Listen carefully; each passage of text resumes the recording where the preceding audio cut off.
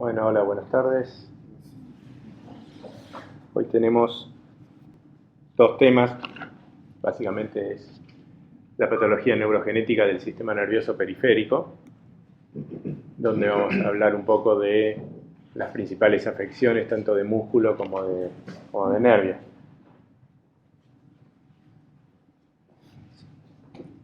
Son temas interesantes, sobre todo porque van a ver que uno puede hacer muy buenas interpretaciones fisiopatológicas, ¿sí? Es muy interesante todo lo que uno ha aprendido a partir del descubrimiento de las distintas formas genéticas, las raras formas familiares de los distintos mecanismos fisiopatogénicos involucrados. O sea, van a ver que en muchas cosas cierra bastante el cuento. Bueno, la primera parte, si uno va a hablar de músculo, básicamente uno puede considerar algunas entidades en forma individual y otras en forma grupal. Como entidades en forma individual, uno debe considerar por frecuencia la distrofia miotónica y la distrofia facioscapulohumeral. Esas son las dos patologías genéticas del músculo, sobre todo en población adulta, más prevalente, ¿sí? De hecho, la distrofia miotónica es la distrofia muscular más prevalente en todos los grupos etarios. Luego uno tiene el gran grupo de las distrofias musculares, que a su vez lo puede subdividir en las distrofinopatías, enfermedad de Duchenne, Becker, ¿sí? En un grupo, y por el otro lado, el grupo de las distrofias de cinturas y las distrofias congénitas, en las que van a ver que hay mucha superposición, es decir, muchos cuadros que tienen la misma etiología genética pueden tener manifestaciones en los primeros años de vida, dando lugar a las distrofias congénitas, o manifestaciones más tardías, dando lugar a las distintas formas de distrofia de cintura, ¿sí? Después, más cercano a este grupo, uno podría considerar quizás a las miopatías congénitas, ¿sí? Y ya más alejado, con mecanismos fisiopatogénicos totalmente distintos a los que vamos a charlar sobre estas distintas entidades, están las miopatías metabólicas. Bien, vamos a entrar con entonces, como decíamos, el trastorno más prevalente en la población adulta, ¿sí? La distrofia muscular más prevalente, que es la distrofia miotónica. Lo que hay que recordar de este trastorno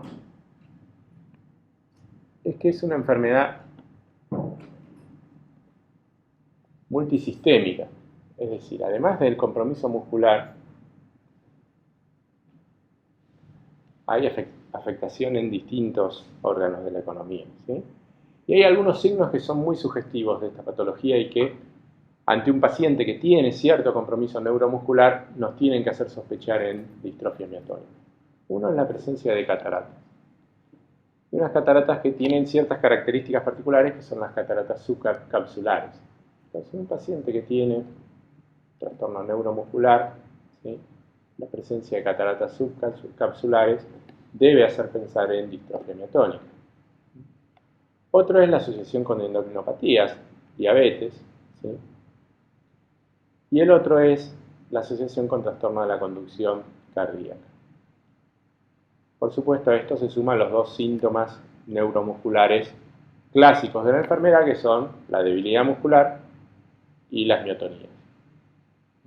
Entonces, si tenemos un paciente que va a tener debilidad muscular, miotonías, y a su vez encontramos evidencia de compromiso multisistémico, el diagnóstico en el que tenemos que pensar es en distrofia miotónica. ¿Qué hallazgos nos pueden ayudar de los estudios complementarios? Bueno, la CPK es la clásica enzima muscular, puede estar ligeramente elevada, ¿sí? Aún con una CPK normal no vamos a descartar el diagnóstico de distrofia miotónica. Y el otro hallazgo es que la biopsia muscular suele ser no específica, a diferencia de las otras distrofias musculares que vamos a ver en los próximos minutos. Acá la biopsia muscular no es un elemento tan fuerte para el diagnóstico. Entonces uno puede decir que el diagnóstico de la distrofia miotónica está sobre todo basado en esta presentación clínica, ¿sí?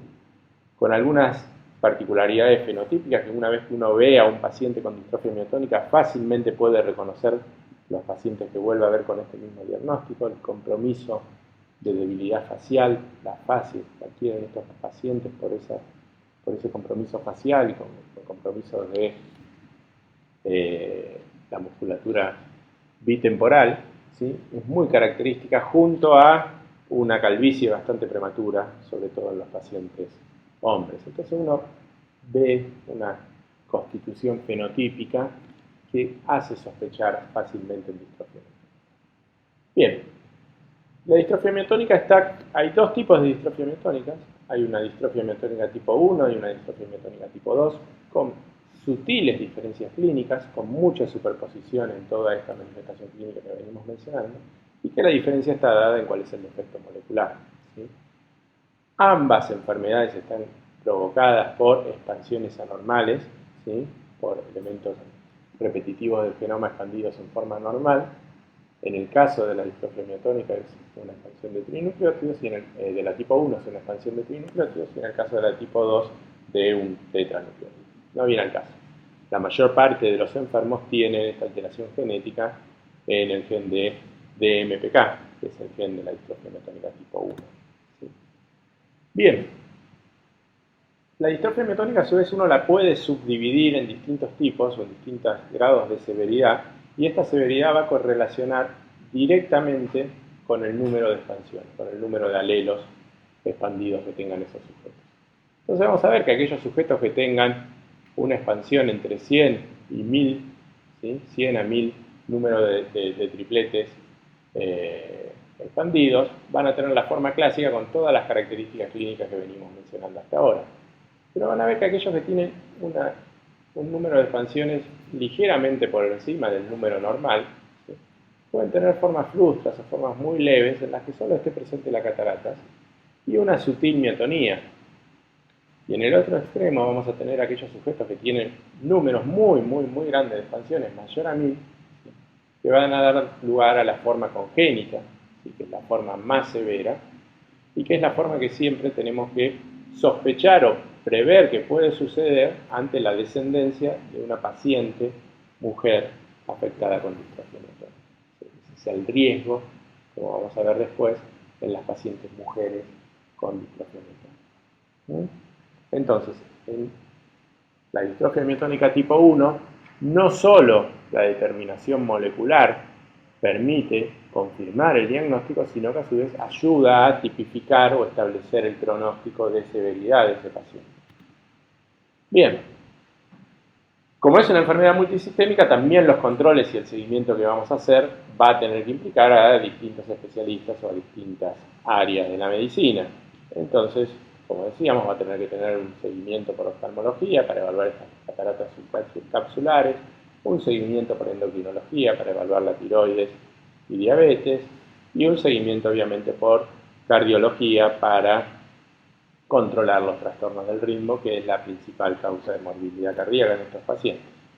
A su vez, los pacientes con distrofia miotónica, sobre todo cuanto mayor es el número de expansiones, pueden tener una afección cognitiva también. Entonces está indicado hacer una evaluación neuropsicológica basal para estratificar esto.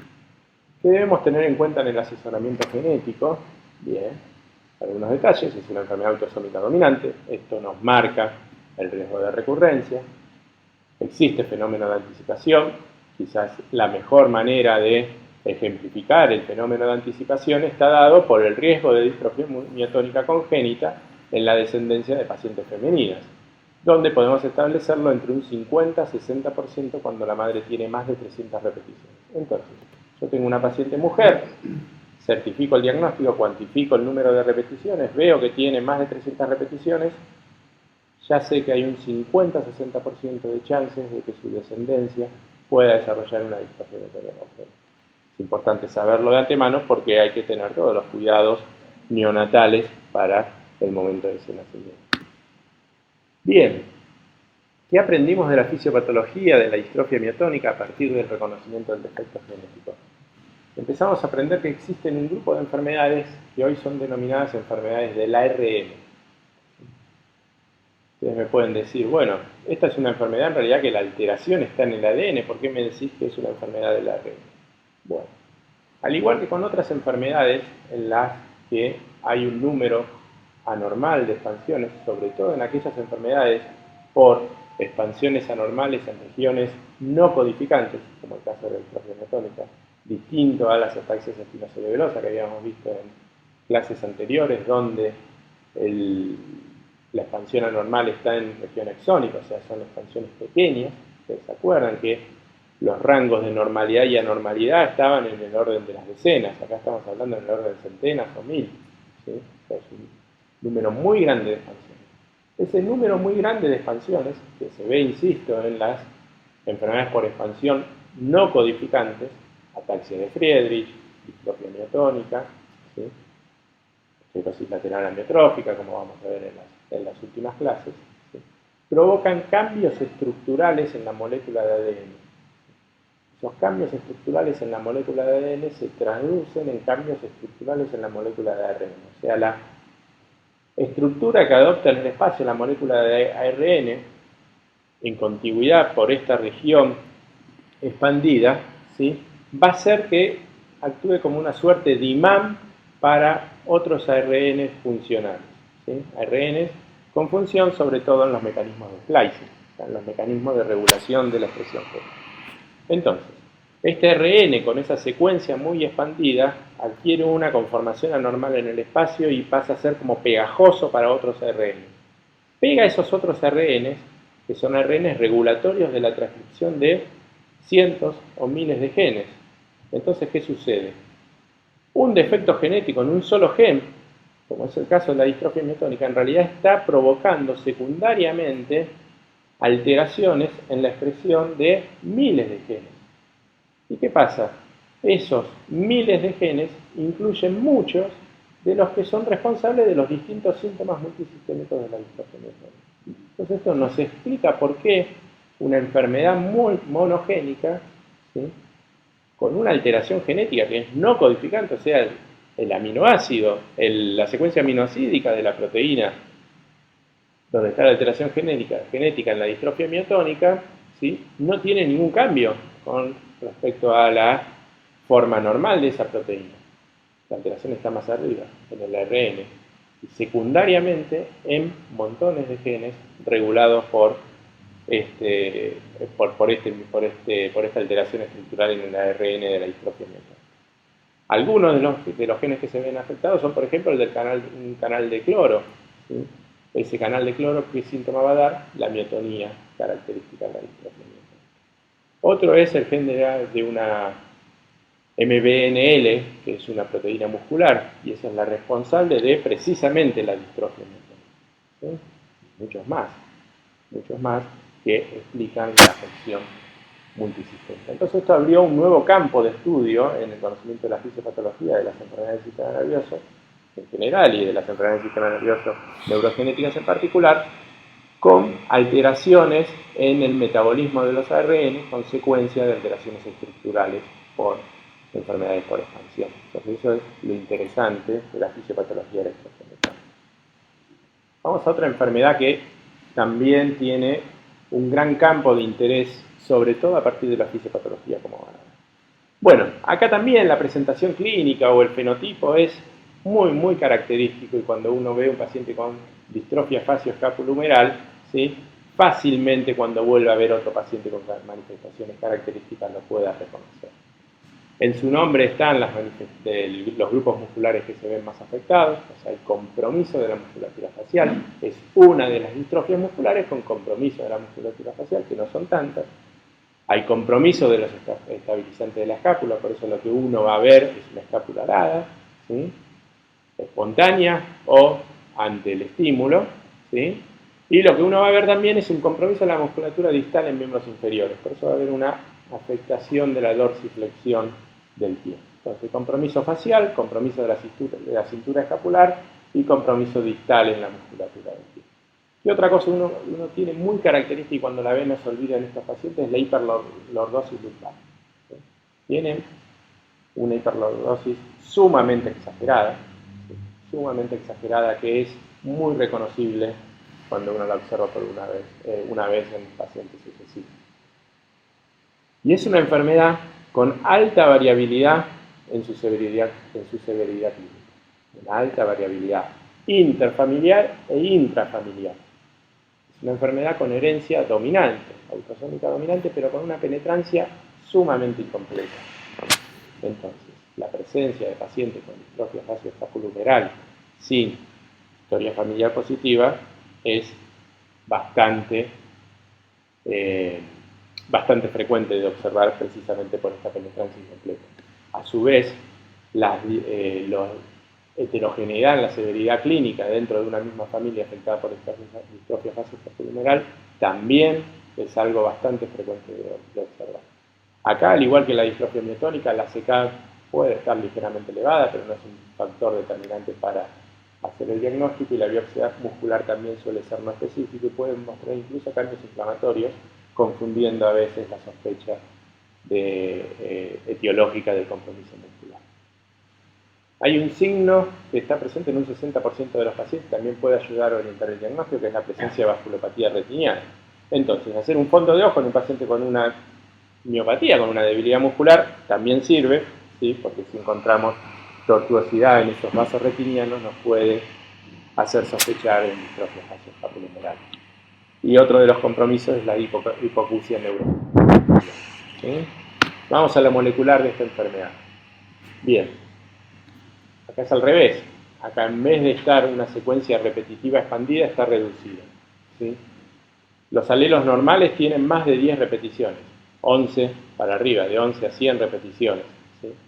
El cromosoma 4 de esta región, que se denominó D4Z4, ¿sí? Es una región altamente repetitiva en el cromosoma 4, que en la normalidad tiene, ¿sí?, alelos entre 10 y 100 repeticiones de ese elemento repetitivo, y que en la distrofia facioscapulohumeral tipo 1, el 95% de los pacientes con distrofia facioscapulohumeral tienen una reducción en ese número de repeticiones, por debajo de 10. Hay una relación inversamente proporcional entre el número de repeticiones y la severidad clínica. Menor número de repeticiones, mayor severidad clínica, ¿sí? Pero acuérdense que aún a igual número de repeticiones en una familia puede haber heterogeneidad en los grados de severidad clínica. El diagnóstico molecular es complejo desde un punto de vista técnico, implica la realización de una técnica que es Augenblot, que es una técnica un poco más laboriosa que las técnicas que habitualmente uno utiliza basadas en PCR. Hay recomendaciones muy estrictas sobre cómo correctamente debe realizarse esta determinación molecular, y en Argentina hay un solo lugar donde hacen bien este diagnóstico molecular, que es en el laboratorio de Alberto Rosa, en Córdoba, en el Sanatorio Allende. O sea, el único lugar donde siguen las recomendaciones de cómo debe realizarse esta prueba molecular para distrofia facioscapulohumeral. Y vamos a los aspectos interesantes de esta enfermedad, ¿sí? Se reconoció desde hace mucho tiempo que la alteración molecular era esta disminución en ese número de repeticiones en esa región del cromosoma 4. Ahora, en esa región del cromosoma 4 no era fácilmente identificable cuál era el gen que realmente se veía alterado por esa alteración en el número de repeticiones, ¿sí? Entonces se desconocía hasta no hace mucho cuál era el mecanismo molecular o cuál era el factor genético que daba lugar a la cascada que iba a desarrollar la enfermedad. Bueno, hace unos pocos años se sabe que ese factor genético es DUX4. ¿Sí? DUX4 se expresa solamente cuando esa región está hipometilada, es decir, cuando esa región está abierta, activa. Para que esa región esté abierta, activa, hipometilada, tiene que tener un factor que haga que sea hipometilada. ¿Cuál es ese factor? La reducción en el número de repeticiones. O sea, esa conformación de nuevo estructural en la molécula de ADN más pequeña a partir de un menor número de repeticiones hace que se hipometile, y que se hipometile hace que se pueda expresar en algunos sujetos DUX4. Que se exprese DUX4, lo que se desencadena es la activación de un programa que solo está presente en el desarrollo embrionario de ese músculo. DUX4 es uno de los que se denominan homeobox, que son los genes que se activan en el desarrollo. Entonces, ¿qué sucede? Se empiezan a activar genes y cascadas que solo están presentes en el desarrollo, en un momento clave del desarrollo del músculo, pero que si se activan en forma posterior, cuando ese músculo ya es maduro, ¿sí?, desencadenan todos los fenómenos degenerativos, podríamos decir, o mejor dicho, malformativos en el desarrollo de ese músculo, que van a significar la sintomatología de la distrofia facioscapulohumeral. Entonces podemos entender a la distrofia facioscapulohumeral más que como un proceso neurodegenerativo, como un proceso malformativo en el desarrollo de ese músculo por la reactivación tardía de un gen que solo tiene que estar prendido en un momento pequeño de la generación de ese individuo. ¿Sí? Vamos hasta ahí. Entonces, importante que acordarse acá para la práctica asistencial, la presentación clínica, facio, escápulo, humeral y compromiso distal. Acordarse que la determinación es buscar esa reducción en el número de repeticiones en esa región del cromosoma 4, ¿sí? Y acordarse que eso explica un 95% de los pacientes. Bien, hay un 5% de los pacientes que no tienen esta alteración, no tienen este número reducido de repeticiones en esta región del cromosoma 4. Esos son los denominados pacientes con distrofia facioscapulohumeral tipo 2.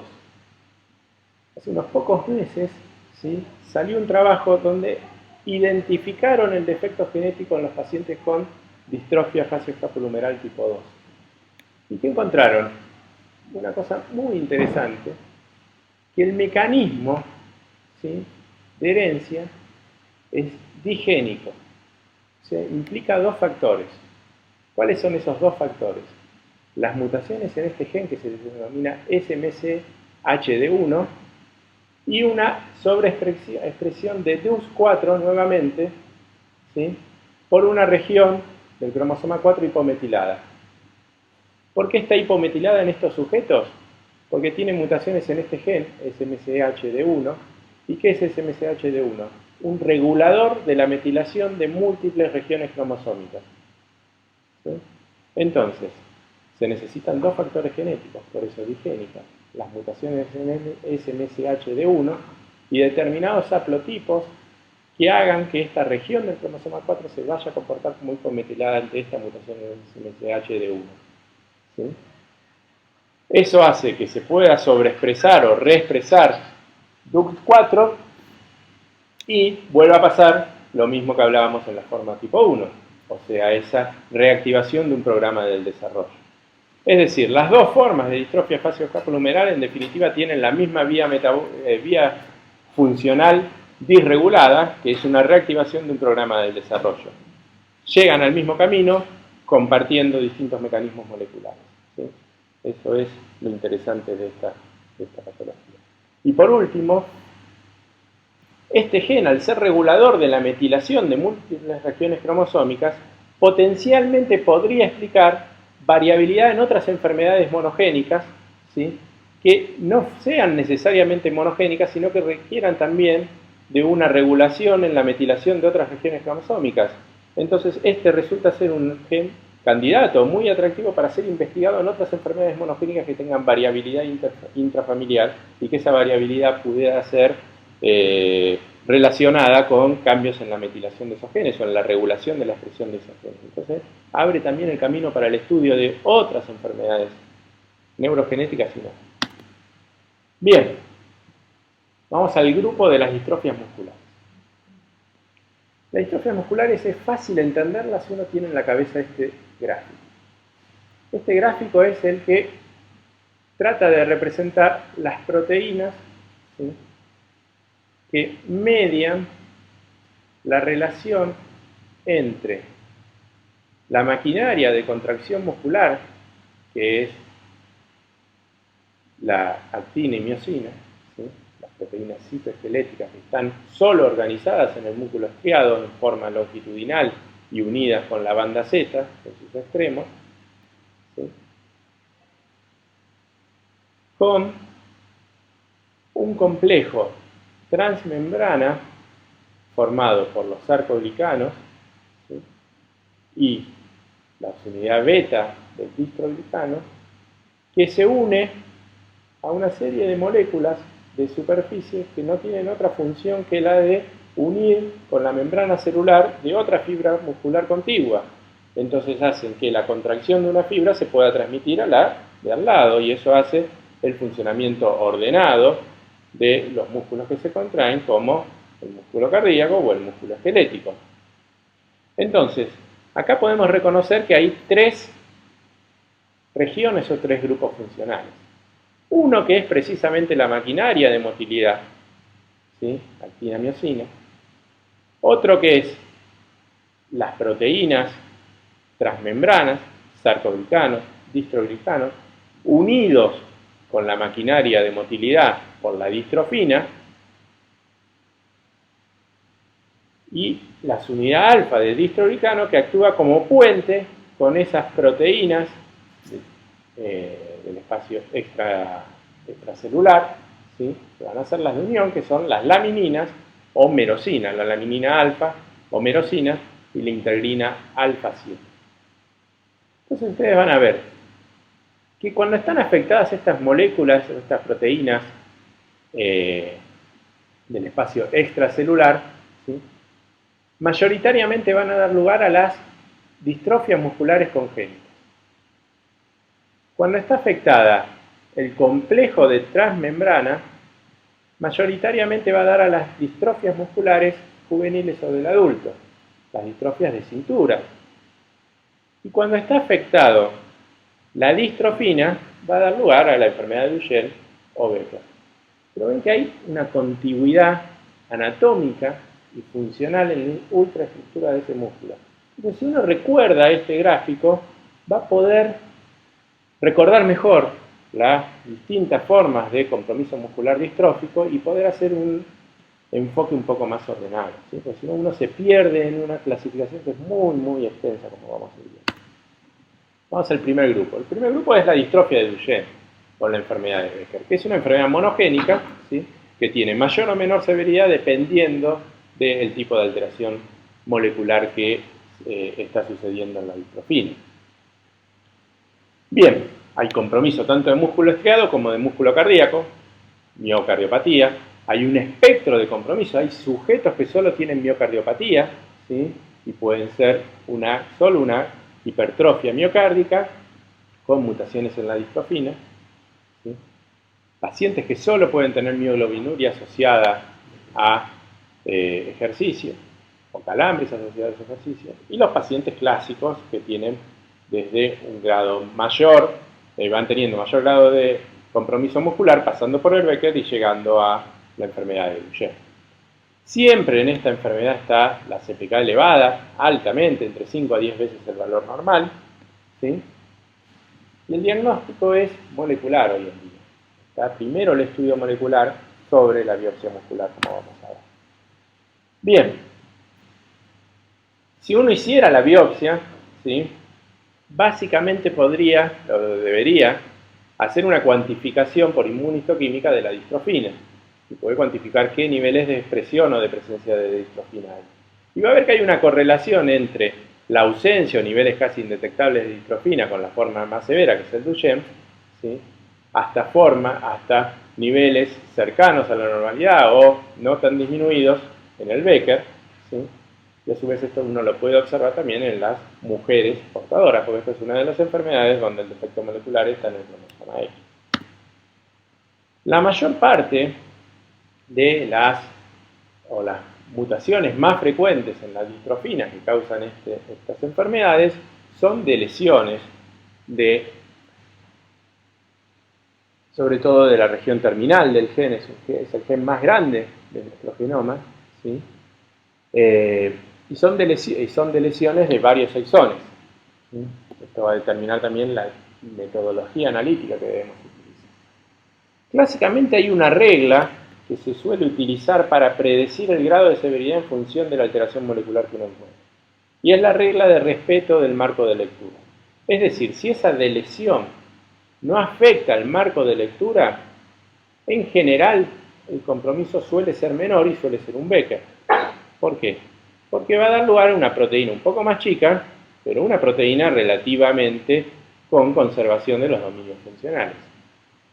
Si esa lesión afecta el marco de lectura, va a dar lugar a un stop prematuro, o sea, va a dar lugar a una proteína o no funcionante o ausencia de proteína. ¿Por qué? Porque ese stop prematuro desencadena un mecanismo de defensa intracelular que es el non-mediated decay, o sea, elimina el ARN mensajero directamente y no se forma ARN mensajero para distrofina. Entonces, si uno reconoce una alteración molecular, prediciendo si hay afección o no del marco de lectura, uno podría, con cierto grado de confianza, predecir, ¿sí?, el grado de seguridad del compromiso muscular. Bien, ¿qué técnicas se utilizaron clásicamente o se deben utilizar? Bueno, clásicamente se hacía una PCR multiplex para buscar las lesiones más frecuentes. Esto permitía detectar entre un 50 y un 60% de los varones afectados por distrofinopatías, ¿sí?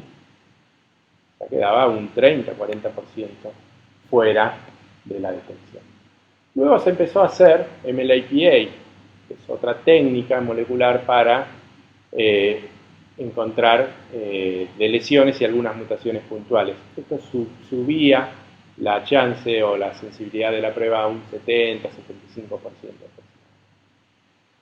Si uno quisiera estar cercano al 99% de sensibilidad diagnóstica, uno debería combinar una técnica para encontrar alteraciones estructurales de lesiones, duplicaciones de exones, como sería MLPA, con una secuenciación completa del gen. Les decía que es el gen más grande de nuestro genoma, por lo tanto hace muy laborioso y dificultoso. Esto y solo algunos pocos laboratorios ofrecen esa secuenciación completa. Entonces, si uno tiene un paciente con sospecha clínica de distrofinopatía y la prueba molecular es negativa y fue una prueba que tiene una sensibilidad de un 60-70%, ahí el paso siguiente debería ser la biopsia para cuantificar los niveles de distrofina, ¿sí? Otra alternativa, ¿sí?, quizás 2013 en adelante, podría ser MLAPA o arrays para buscar las alteraciones estructurales en el gen de la distrofina. Si esto fuera negativo, ¿sí?, secuenciar distrofina, si uno lo tiene disponible, y si fuera negativa la secuenciación de distrofina, biopsia. O abrir el juego a diagnósticos alternativos desde un inicio con una secuenciación del exoma. ¿Por qué? Porque si yo hago un MLPA o un array, tengo más o menos un 65-70% de sensibilidad. ¿Sí? Entonces, si hago un exoma, ¿sí?, con el mismo estudio molecular, voy a estar secuenciando distrofina, ¿sí?, y voy a estar secuenciando los 40-50 genes musculares, ¿sí?, que me pueden dar diagnósticos diferenciales que pudieran confundirse con la distrofina. Entonces, quizás hoy pudiera considerarse más costo efectivo hacer un primer enfoque de MLAPA arrays y después ir al exoma. O pasar por secuenciación de distrofina si uno lo tuviera disponible y recién ahí ir a los diagnósticos diferenciales con el exoma y olvidarse la biopsia. Esto es en revisión. Bien, ¿qué elementos para el manejo de estos pacientes hay que reconocer? Bueno, respuesta terapéutica a los corticoides, seguimiento cardíaco muy estricto, ¿sí?, acuérdense de la miocardiopatía que pueden tener los pacientes con distrofinopatía, y un programa de manejo multidisciplinario con manejo nutricional, fisioterápico y prevención de deformaciones osteoarticulares. ¿Qué desarrollos terapéuticos hay? Bueno, esta es una de las enfermedades en las que quizás sea una de las primeras en las que haya terapia génica disponible. Hay distintos enfoques. Uno es utilizar terapia génica con mini distrofinas. Hay genes de la familia de distrofina más pequeños o construcciones de distrofina más pequeñas que pueden tener una funcionalidad muy por debajo de la distrofina normal, pero una funcionalidad conservada. Entonces, ¿qué se intentaría con esto? Que esos pacientes que tienen un Duchenne, si uno le hace terapia génica con una construcción de mini distrofina, se transformen en un Becker. Ese es el objetivo del tratamiento. Lo otro es, decíamos que las alteraciones estructurales que provocan un cambio en el marco de lectura provocan un stop prematuro. Bueno, compuestos tipo aminoglucósidos, tipo los antibióticos aminoglucósidos, podrían corregir ese defecto, esa lectura de ese stop prematuro y hacer una lectura completa del marco de lectura y nuevamente pasar de un Duchenne a un Becker. Y lo último, que lo que está más cercano, ¿sí?, es terapia génica con oligonucleótidos que buscan regular los mecanismos de splicing en el gen de la distrofina y nuevamente corregir lo que puede ser un defecto que dé lugar a una proteína trunca, a una proteína más pequeña, ¿sí? O sea, lo que se denomina exon skipping, y nuevamente convertir un paciente Duchenne en un paciente Becker. Ese es el desarrollo terapéutico en MASH. Y como pueden ver en esta tabla, ¿sí? Lo que está más cercano a fase 3 son los oligonucleótidos con estrategia de exon skipping. ¿Qué pasa? Esos tratamientos de exon skipping con oligonucleótidos son dirigidos a determinada alteración molecular. O sea, ¿por qué? Porque tal de lesión de tal exón se beneficia de un diseño particular de un oligonucleótido antisentido. Entonces, tengo que tener a mi paciente estratificado con el tipo de mutación que tiene para saber que se va a beneficiar de ese tratamiento. Es un nuevo ejemplo de que el diagnóstico cada vez tiene que ser lo más completo posible, porque no solo tiene implicancias para cerrar un diagnóstico o para confirmar un diagnóstico, sino para estratificar ese paciente ante un eventual tratamiento en desarrollo o ya aprobado, como va a ser cuando esté este tipo de terapéutica disponible. Bien, volvemos a nuestro gráfico que teníamos que acordarnos. Vamos al grupo de las distrofias de cintura cuando hay afección de este complejo transmembrano. Bien, distribución anatómica, compromiso de músculo esquelético y de miocardio, en mayor o menor variabilidad en cada una de las distintas formas de distrofia de cintura, elevación de la CPK, compromiso cardíaco en algunos, como decíamos, y entonces una enfermedad monogénica con una alta heterogeneidad genética, es decir, múltiples genes pueden provocar un fenotipo similar, ¿sí? Acá hay una clasificación que va a ser LGMD1 o LGMD2, Limb-Girdle Muscle Dystrophy o distrofia muscular de cintura, tipo 1 o tipo 2. Tipo 1 son las dominantes, tipo 2 son las recesivas. Entonces cuando uno lee LGMD1, A, B, C, lo que sea, ya sabe que el mecanismo de herencia es dominante. Cuando uno lee LGMD2, A, B, C, D, J, K, lo que sea, sabe que el mecanismo es recesivo. Esa es una buena regla para recordar, ¿sí? Acá el primer escalón diagnóstico es la inmunohistoquímica en la biopsia. O sea, acá la biopsia es el primer elemento que nos ayuda a distinguir o a disminuir las distintas opciones diagnósticas que nos podemos encontrar en un paciente con distrofia de cintura. Y entonces los estudios moleculares van a estar dirigidos, ¿sí?, en función de los hallazgos en la inmunohistoquímica o, nuevamente 2012-2013, Next Generation Sequencing, ¿sí?, está cambiando el enfoque diagnóstico. Entonces, diagnóstico por inmunohistoquímica que se mide, sarcoglicanos, ¿sí?, alfa, beta, gamma, delta, más frecuente alfa, 8,4,2,1, la prevalencia de alfa, beta, gamma, delta, talpaína, diferlina y las distroglicanopatías, que son defectos en realidad en la glicosilación de los distroglicanos. Entonces lo que se mide acá es la glicosilación de la subunidad alfa de los distroglicanos, ¿sí? Esto es lo que se tiene que marcar en la biopsia para ordenar nuestro enfoque diagnóstico. Es difícil acordarse esto, todas estas cosas, todos los 20, 30 tipos de distrofia de cintura que hay. Entonces, ¿qué se va? A Gene Reviews, ¿se acuerdan de la primera clase? Vamos a Gene Reviews y ahí vamos a tener las tablas que nos van a ayudar en el enfoque de estos pacientes, ¿sí? No tiene sentido memorizar los detalles. ¿Qué otras distrofias tenemos que considerar? Los desórdenes relacionados con COL6. ¿Sí? ¿Se acuerdan en la gráfica? COL6, el colágeno 6 es una de los 3 colágenos tipo 6, A, B y C, son una de esas proteínas de la unión intercelular o del espacio intercelular o extracelular, ¿sí? En esta distrofia muscular, la resonancia de músculo ayuda. Hay determinados patrones que son muy sugestivos de efectos en COL6. Y hay un espectro clínico de severidad. Desde la forma más severa, que es la forma de Ulrich, que da una distrofia muscular congénita, a la forma más severa, que es una distrofia más distal que de cintura, que es la distrofia de Bethlen. ¿Sí? En el medio hay una distrofia de cintura con patrón dominante, ¿sí?, y mucho más raro una miopatía esclerosante, miosclerosante. ¿Qué característica clínica nos puede hacer sospechar esto? La presencia de contracturas y de hiperlaxitud ligamentaria. Estos pacientes, por defecto del colágeno, suelen tener hiperlaxitud. Ese es un elemento que nos puede ayudar. Y acá la biopsia muchas veces es más diagnóstica. ¿Por qué? Porque hay determinadas mutaciones que afectan poco la función de COL6 y que pueden dar sobre todo las formas más del adulto, pueden tener COL6 normal en la biopsia de músculo. O sea, acá es la excepción a lo que hablábamos antes de que la biopsia nos orienta mucho. Bien.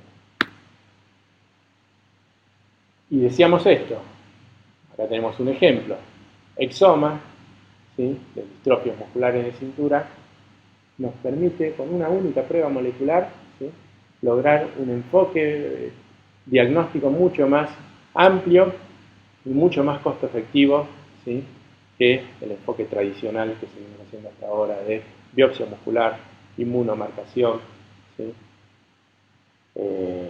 y análisis eventualmente o secuenciación eventualmente dirigida en función de los estudios del inmunohistórico.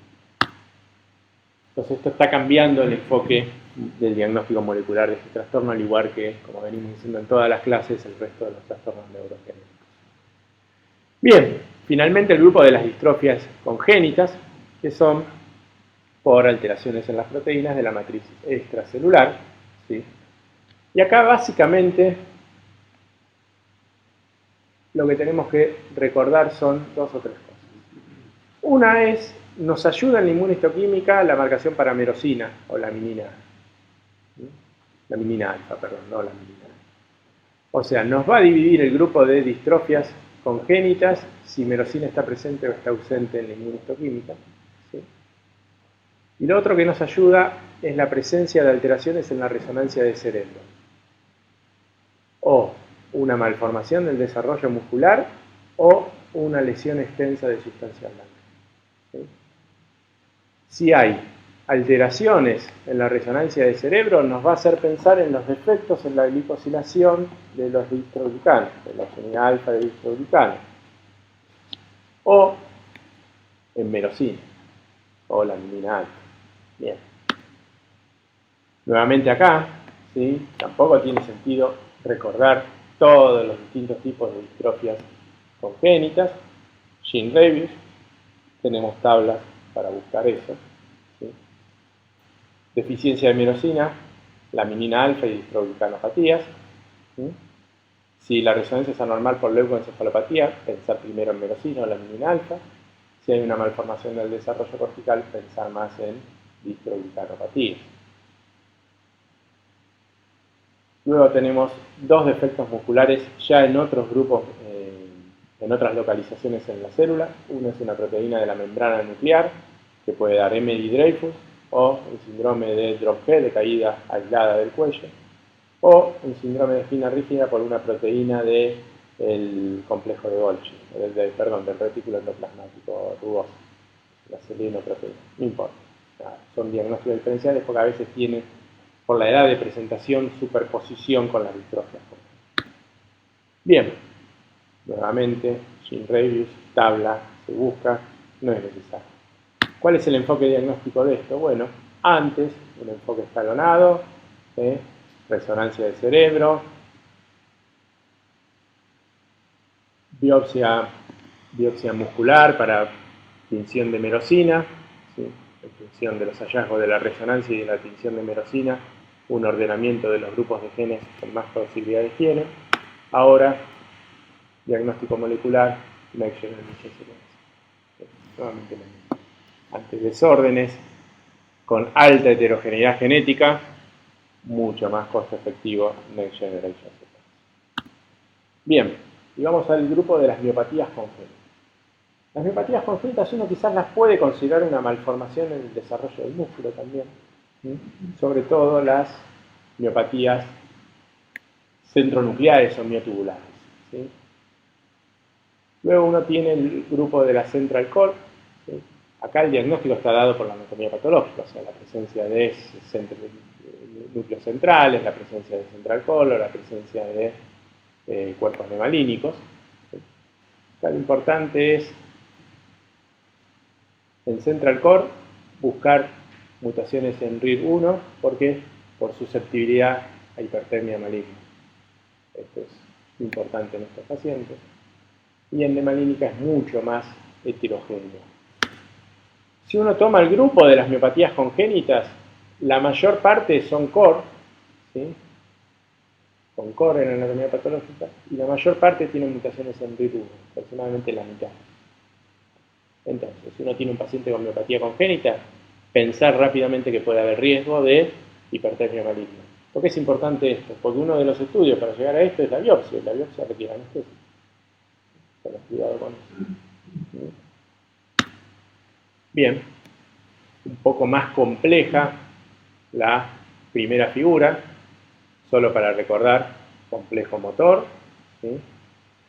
Unión con distrofina, complejo de transmembrana, distroglicanos, proteínas de la membrana extracelular.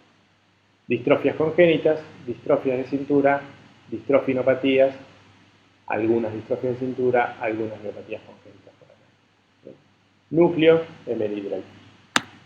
Bien, vamos al grupo de las miopatías metabólicas. También un grupo muy extenso.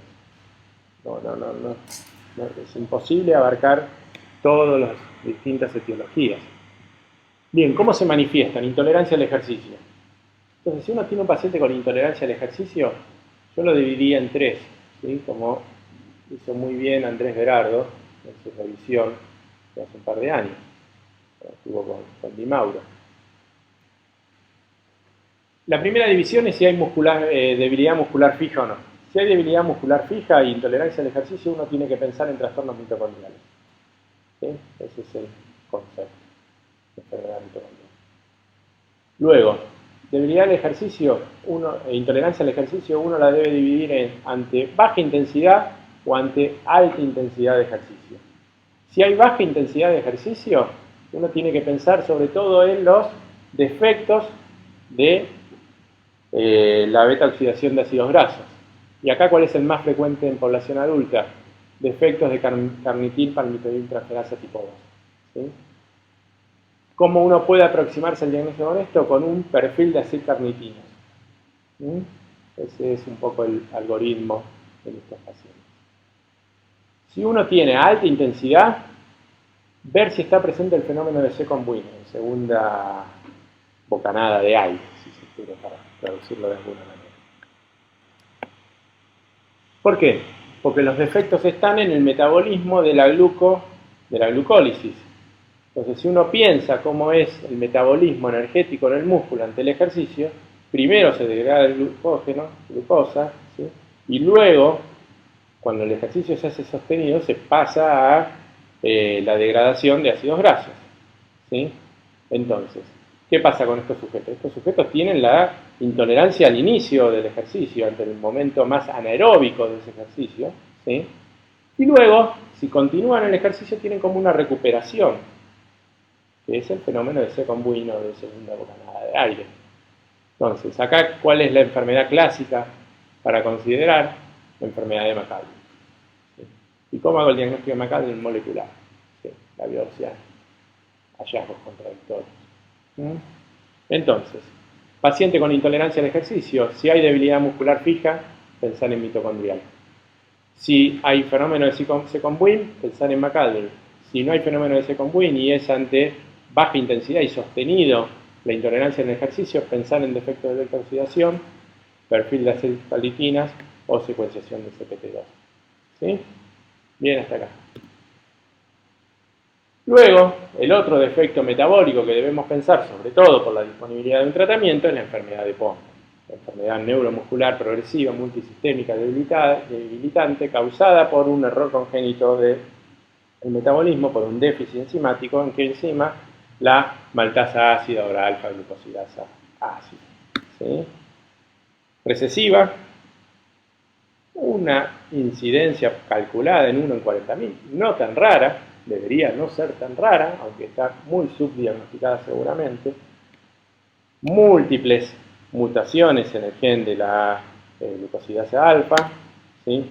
Algunos intentos de correlación fenotipo-genotipo que pueden buscarse en base de datos si uno identifica una mutación.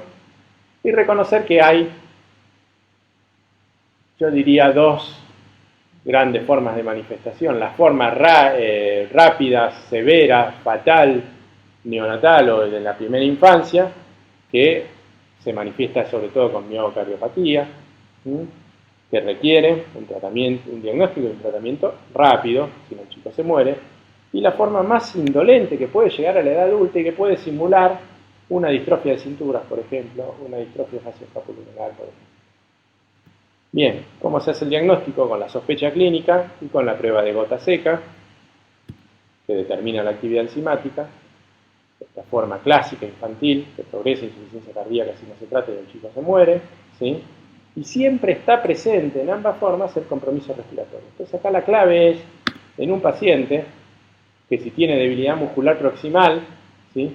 Si hay un compromiso respiratorio de la musculatura ventilatoria, pensar en POMPE. Ese es un poco el mensaje.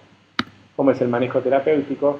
Multidisciplinario, como hablábamos al principio, de la distrofinopatías, mucha terapia de recuperación y, sin duda, en las formas infantiles, terapia de reemplazo enzimático y ya alguna evidencia de que se justificaría el tratamiento también en las formas tardías, el reemplazo enzimático en las formas tardías, ¿sí? Sobre todo a partir de 2 estudios observacionales que muestran cierto cambio en distintos parámetros, sobre todo en los pacientes infantiles, pero también en los pacientes adultos. O sea, habría un cambio en la historia natural de la enfermedad, una mejoría en la fuerza muscular, una mejoría en la capacidad vital forzada y sobre todo una mejoría en la calidad de vida, ¿sí? Estos 4 parámetros podrían justificar el reemplazo enzimático también en las formas del adulto de enfermedad. Entonces, ¿qué vimos hasta ahora? Acordarse de las 2 entidades más prevalentes y con fenotipos bien reconocibles, distrofia miotónica, distrofia espacio-escapulohumeral. Acordarse del gráfico de las proteínas del músculo y cómo nos permite ordenar a distrofina, Duchenne-Becker, transmembrana, distrofia de cinturas y espacio extracelular, distrofias congénitas. Luego las raras miopatías congénitas, muy raras, y miopatías metabólicas, acordarse de esos 2-3 tips en la presentación para ordenar los diagnósticos. No olvidarse que los costos de la secuenciación bajan, entonces Next Generation Sequencing cada vez más lugar en el enfoque diagnóstico de esto, ¿sí? Seguimos. Polineuropatías, el otro grupo de desórdenes neurogenéticos del sistema nervioso periférico. Bien. Acá hay 2 pasos que uno tiene que tener en cuenta para hacer el diagnóstico, o para ordenar o clasificar estos pasos. Uno es la historia familiar. Si estoy ante un trastorno dominante o si estoy ante un trastorno esporádico recesivo, ¿sí? Y 2, electromiograma, velocidad de conducción, ¿sí? Si estoy ante una caída en la velocidad de conducción, por lo tanto, compromiso predominantemente desmineralizante, o si estoy ante una forma axonal o intermedia, compromiso predominantemente axonal. La forma desmineralizante va a ser la CMT1, todos los Charcot-Marie-Tooth tipo 1. O sea, el tipo 1 lo que habla es de desmielinizante dominante. Tipo 2 habla de axonal dominante, ¿sí? Tipo 3 es de Sherin-Sotas, la forma severa de la infancia, que tiene superposición molecular con los tipos 1 y 2. Y tipo 4 puede ser desmielinizante o axonal, pero el mecanismo de herencia es recesivo. Entonces, lo que tengo que acordarme acá es, o cómo hago el enfoque, primero historia familiar. Si es dominante, voy a seguir con el electromiograma. Si es dominante y desmielinizante, hay un solo gen en el que tengo que pensar. ¿Por qué? Porque se llega aproximadamente el 70% de los casos y es solo una alteración genética, una duplicación en el gen de la proteína de la mielina número 22, de PMP22.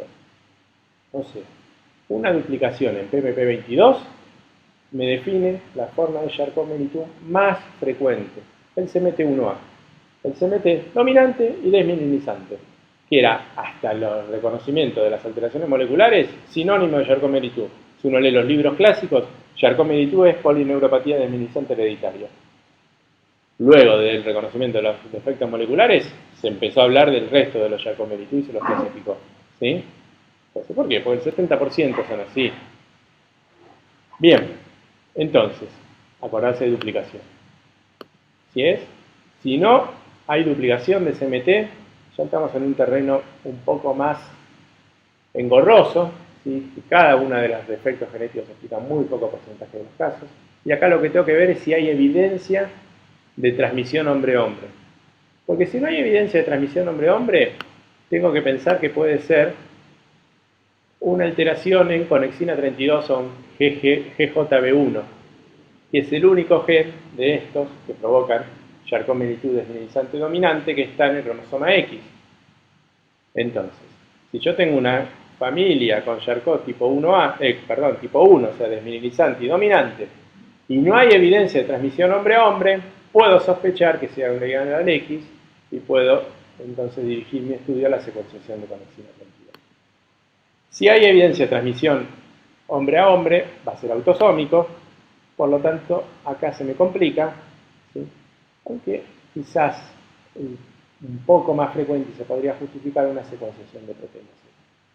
En definitiva, si yo tengo un Charcot desmineralizante tipo 1, casi que si no tiene duplicación en PMP22 y no cuento con, nuevamente, Next Generation Sequencing para que sea costo efectivo analizar todos esos genes, no voy a lograr la identificación molecular.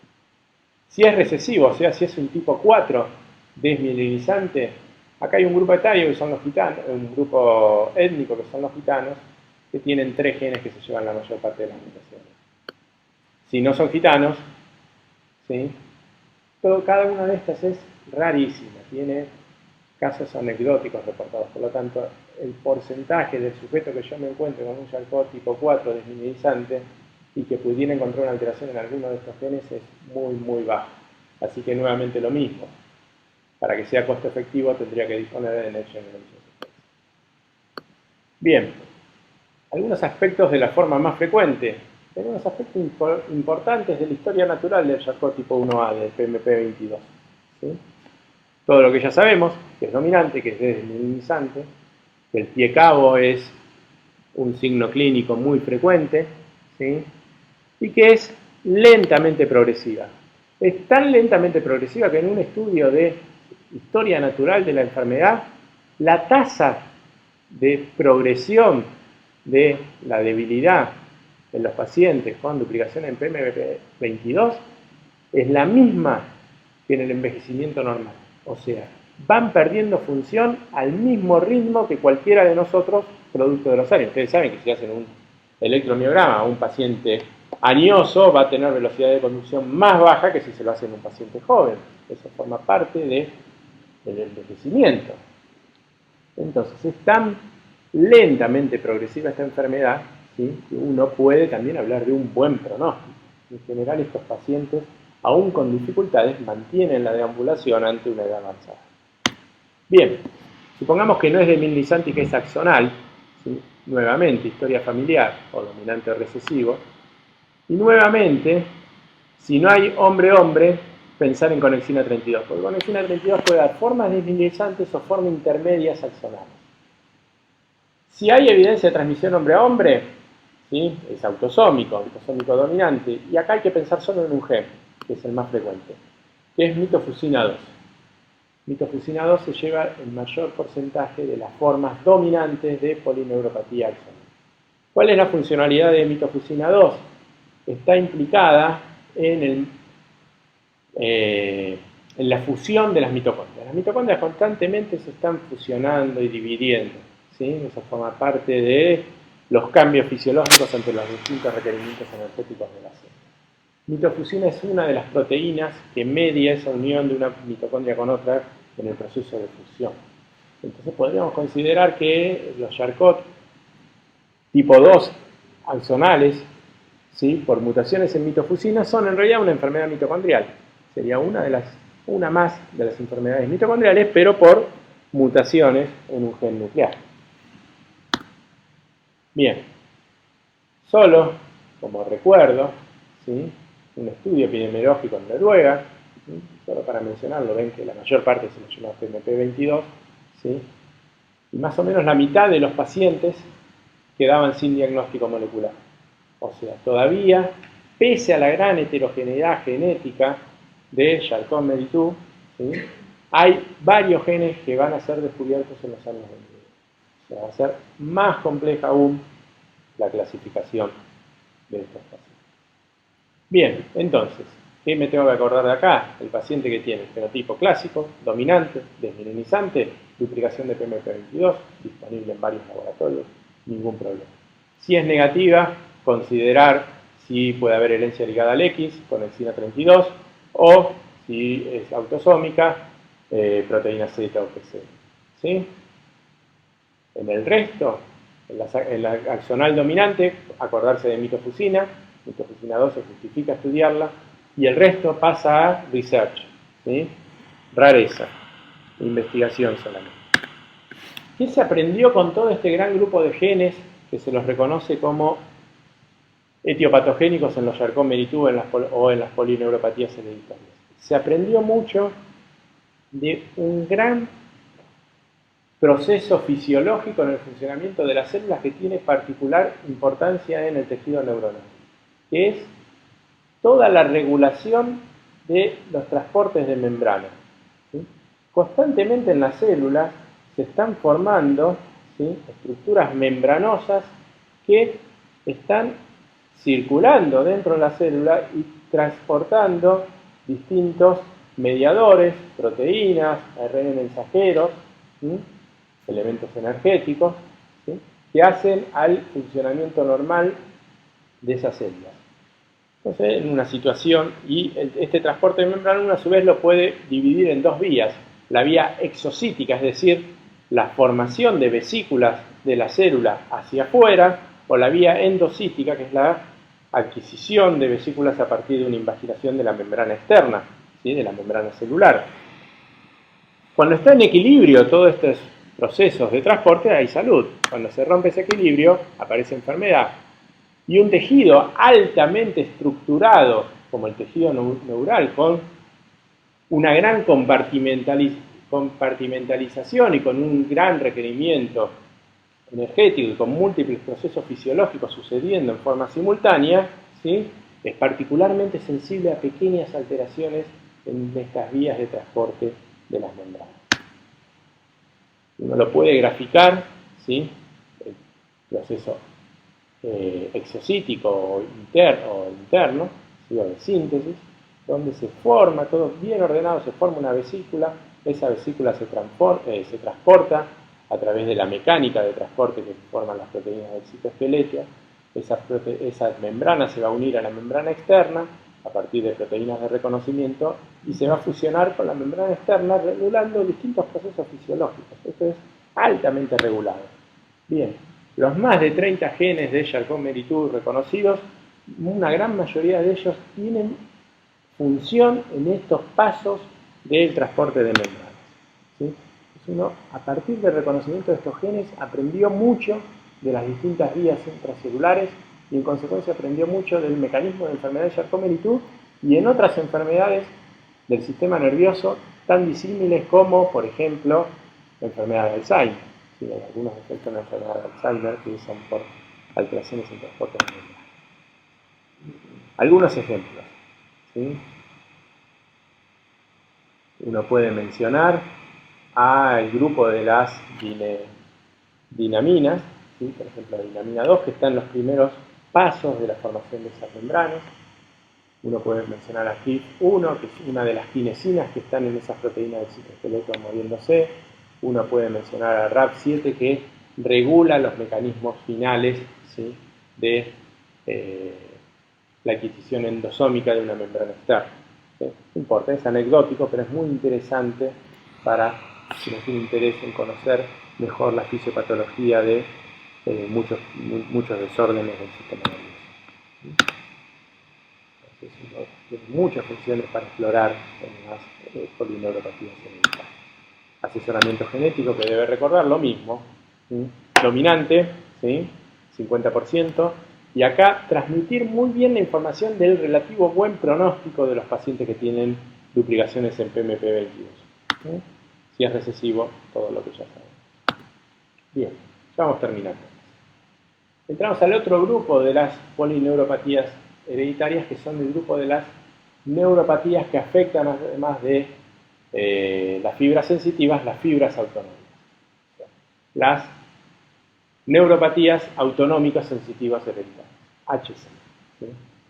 Raras, pero que uno las debe pensar. Y cuando uno las debe pensar, sobre todo en los pacientes que tienen insensibilidad al dolor. ¿Sí? Y si tienen insensibilidad al dolor, ¿qué les sucede? Tienen mutilaciones, lesiones, ¿sí?, por falta del reconocimiento de dolor y de temperatura, que son las fibras finas. Bien, ¿cómo uno las puede dividir en dos grupos? Nuevamente en función de la herencia. Si es dominante va a pensar en estos genes. Uno que se superpone con uno de los Charcot-Marie-Tooth, que es RAD7 que mencionábamos antes. O sea, el mismo gen puede dar polineuropatías puras sensitivas o polineuropatías sensitivas autonómicas. Y el otro grupo de las recesivas, ¿sí? Donde tiene también un gran número de genes. Y acá reconocer este que es el causante de Riley-Day, que es quizás la polineuropatía autonómica mejor estudiada y más conocida, y que es uno de los ejemplos de cuando un programa de asesoramiento genético en un grupo étnico particular, como el grupo de los judíos askenazis, ¿sí? Esta enfermedad es mucho más prevalente, o era mucho más prevalente en los judíos askenazis por un efecto de una mutación que se adquirió en la historia evolutiva de migración poblacional de este grupo étnico, hizo que se hiciera desde los años 80 para acá un muy buen programa de asesoramiento en la población askenazi en Israel y en Estados Unidos, en Nueva York, y prácticamente esta enfermedad está casi eliminada, casi no hay nuevos casos en este grupo étnico, ¿sí? Por ese programa de asesoramiento. Entonces, este es un muy buen ejemplo de cuando un programa de asesoramiento llevado a cabo en grupos poblacionales y que intervienen muchos profesionales y no profesionales, ¿sí? Tiene éxito. Bien, vamos a entrar en el detalle de cada uno.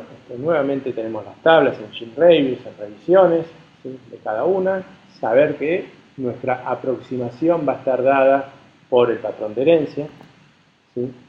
Y acá hay algunos otros mecanismos funcionales que merecen destacarse.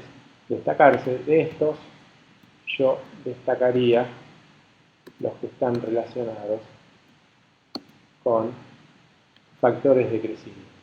¿Por qué? Porque son factores de crecimiento del tejido neural, ¿sí? Que explican la pérdida de lo más sensible, que son las terminales nerviosas, en piel, y explican esa fisiopatología de insensibilidad a la termogesia, ¿sí? Y las mutilaciones. Entonces, ¿qué debemos recordar acá para cuando uno tiene que sospechar HSAM? Uno tiene que sospecharla, ¿sí? Cuando hay presencia de mutilaciones, ¿sí? Insensibilidad al dolor, ¿sí? Insensibilidad a los cambios de temperatura y evidencia de disautonomía. Cambios en la sudoración, ¿sí? Diarrea, constipación, taquicardia, episodios sincopados. ¿Bien? ¿Qué sabemos hasta ahora? Que solamente un tercio de los pacientes con HSAM tienen un defecto molecular reconocido. O sea, también va a pasar algo parecido a lo que hablábamos hace unos minutos de las polineuropatías hereditarias de la Charcot-Marie-Tooth. Va a haber un gran número de nuevos genes que se reconozcan como causantes de HSAM. Y finalmente, cuando uno tiene un paciente con neuropatía periférica, también tiene que pensar en la posibilidad de un trastorno metabólico, de un déficit enzimático congénito del metabolismo. Cuando uno lo tiene que pensar, sobre todo cuando suele haber compromisos sistémicos asociados, ¿sí? Y si uno lo piensa desde el tipo de polineuropatías que puede dar, hay todas las formas de polineuropatía pueden tener su correlato o su causa metabólica, o sea que no nos ayuda tanto verlo solo desde el nervio. ¿Qué tenemos que pensar en las aquellas que tienen tratamiento? ¿Sí? Sobre todo porfiria, Repsum, sarcomatosis cerebrotendinosa, ¿sí? Y enfermedad de Fabry. Enfermedad de Fabry, ¿qué polineuropatía da? Una polineuropatía de fibras finas, polineuropatía dolorosa. Entonces, un paciente con polineuropatía dolorosa de fibras finas, ¿sí? Sospechar enfermedad de Fabry porque tiene tratamiento. Bien, luego tenemos las polineuropatías que forman parte de enfermedades un poco más complejas, que en general suelen ser menos tratables, como las polineuropatías que tenemos asociadas a las leucodistrofias.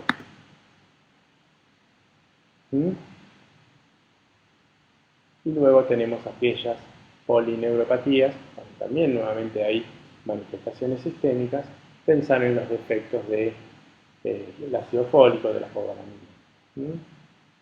cuando hay coexistencia de anemia, cuando hay coexistencia de patología cerebrovascular, pensar en eso porque tiene tratamiento.